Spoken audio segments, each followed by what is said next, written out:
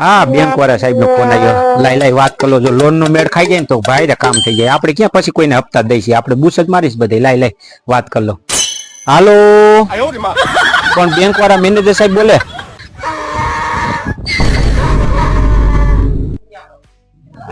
અવાજ નથી આવવા દેતા. ઉભા રહ્યો.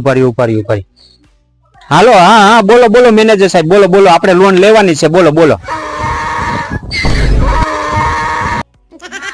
એટલે હા ભાઈ, તમારો અવાજ નથી આવતો. ઉભા રહ્યો ને, ગધેડા ગાંગરે છે.